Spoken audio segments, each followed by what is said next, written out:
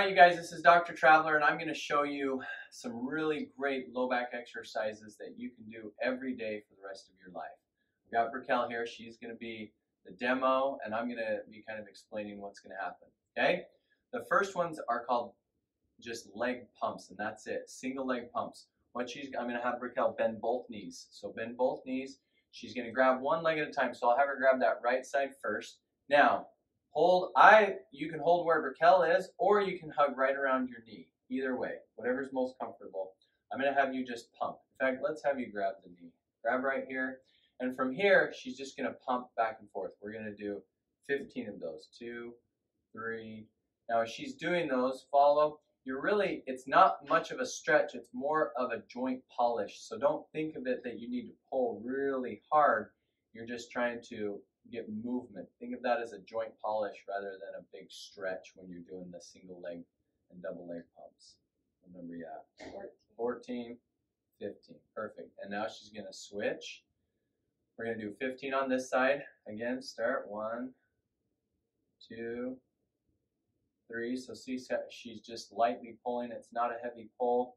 Another thing you can do is everything today needs to feel good, no pain. If this were to hurt her, she could even take a towel and throw it around that knee or under the leg and just lightly pulse with that towel just so that there's no pain. What are we at? 14, 15. Okay. Now that one definitely helps more of the pelvis. We're going to go into the lumbar spine. She's going to do a double leg pump. So she's going to do the exact same thing but with both knees. So grab both knees and do 15 pumps. 1, 2, 3.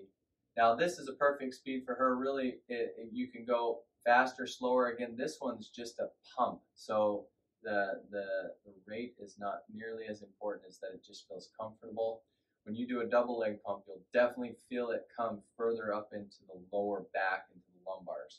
So single leg pumps motion the pelvis. Double leg pumps come into the lumbar spine, up a little bit higher into the lumbars. All right. Now we're going to go into the stability portion of the exercises. I'm going to have her start with the bridges. So she's going to bring her feet pretty close to her body here. And I'm going to have her bridge up as high as you can comfortably. Now bend your hands and kind of push up against your behind right there. And we're going to do little pumps. So right here she's going to do 10 pumps. So come up, little pulse. 1, 2, 3. Perfect. And what she's helping herself with her arms. But she's trying to fire from her glutes, her hamstrings, and her back. Again, no pain. What number are we at?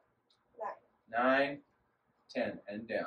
Okay? Now, from here, we're going to do 10 abdominal crunches, not sit-up crunches. So, again, I would say you can do these in bed. That you should not break a sweat. Okay? So what she's going to do, she's going to flex her core, her abs, and it's going to push this lumbar spine into the floor or into the bed if you're doing these in bed. So flex your abs and push that down. 1, 2, 3. Sometimes when you do this, your pelvis will tilt just a little bit. That's fine too. So tilt and just push down. What are we at? 7, 8, 9, and 10. We're going to keep repeating that with the bridges and the abdominal crunches. So she's going to bridge up again. And she's going to do 10 bridges. Again, 1, 2. As she's going, so you follow Raquel, I'm going to just talk.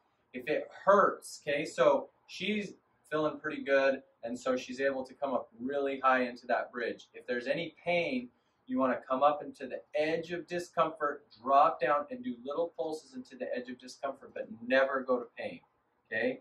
So that should all feel good. If you can't do that, then don't ever be afraid to throw that out. Okay, we're doing the core. Okay, she's doing her crunches again. 2, is that 3? 4, 5, 6, 7, 8, 9, 10. You're doing great. We're going to do one more round. Bridge up and push. Pump, pump. Good. Again, firing. You want to mainly fire from the glutes and just do little pulses. Glutes, hamstrings, lower back. No pain. How's that feeling? Good. Good. Where are we at? 10. 10. Okay. Last one of the core, the crunches. 2, 3, 4, 5, 6, 7, 8, 9, and 10. Okay, we're done with the stability portion. Now I'm going to kind of move out of the way. We're going to go into just your old traditional figure 4 that you've done since elementary school. So let's drop one leg down. You're going to pull and stretch across. Now you can do a lot of things here. You can bring this arm back. You can hang on to the leg here. Whatever is comfortable. Again, you still want it to be very comfortable. We're going to hold that for about 20 seconds. What do we have there? 5, 6. She's counting 7. On this one, you may get some popping. Okay, don't be afraid of popping, especially if it's pain-free. Now, if it hurts, then you want to be careful with that. Just be careful with this one. Don't exaggerate it too much. Don't try and jerk it. Just lightly pull. Take what your body's giving you and go into a nice figure 4 stretch. What are we at? 19 and 20. Okay, she's going to drop that leg down, swing to the other side, holding there again, bringing this arm back to wherever's comfortable. You can even do it on the edge of the bed if you're really flexible and drop that knee over or bring this arm further back. Whatever is comfortable, but you just want to get a nice range of motion. You don't want to stretch too heavy. I usually say about 75 to 80% stretch. So don't ever try and think that you've got to pull that all the way over. Otherwise, you can cause some injuries there. What are we at? 17, 18, 19, and 20. All right. She's going to bring both knees up again, okay? Now, we're going to finish the stretches by stretching that piriformis. The piriformis can cause a lot of sciatica. So if you're getting pain down in the leg, this will be a good one. She's going to bring one leg up and cross it over the opposite knee, okay? Now, this one, we are, as opposed to the leg pumps that we did in the beginning, this one is a stretch. So she's going to take this knee and try and bring it to her opposite shoulder. She won't be able to go that far, but pull. So you're going to grab with both hands and pull that knee up and over like you're trying to bring it to the shoulder. She should be feeling it right down into that glute. Is that where you're feeling it? That's right there in the middle of the glute is where it feels like. That's where we're trying to stretch that piriformis. There's other ways to stretch the piriformis, but I found this is kind of the most simple and pain-free way of doing it. What number are we at? 16. I'm glad she's counting. 17, 18, 19, and 20. Okay, and relax it down. We'll go to the other side. So she crosses that over, and now she's going to be pulling to the opposite shoulder, feeling it down into, again, that glute area, right kind of in the middle. You can feel when you're there. But again, be careful with these stretches. Again, 75 to 80%. And if you're not feeling it there, try and go a little bit further over or a little bit further up until you can feel it, again, just right in the middle of that glute. What number are we at? 20. She's there. Okay, the last thing, I'm going to pull a chair. So come up nice and easy. We're going to pull a chair right here. Now, Raquel's going to have a seat. So sit kind of towards the edge. I'll crouch back down here. Now, she's going to go, I've got her here from the side. She's going to go into what we call the Christmas tree position. So feet slightly further than shoulder width apart, and you want to be able to have the knees pointing up to the head, okay? This one's kind of a lock-in. If you're in bed, just go to bed, okay?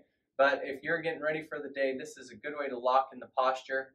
We're going to do what's called a sumo squat. So what you're going to do, from this position, you're going to bring the chest high, you're going to bring the hands here, and you're going to be pushing out against the legs and up that, just like that, out against the legs. Give some resistance up with the chest, and you're going to do 3 or 4 squeezes. So 2, good, 3, and notice she's just locking that posture in, and 4. Now relax. This is the posture we want her to be in. So when she stands, she's going to bring one leg back and one leg kind of forward. She's going to stand like she's being lifted straight up from a string hooked to her chest. So we want her to stand with her legs, not her back, so no more leaning forward. She's going to stand straight up from this position. Go ahead and stand. Perfect.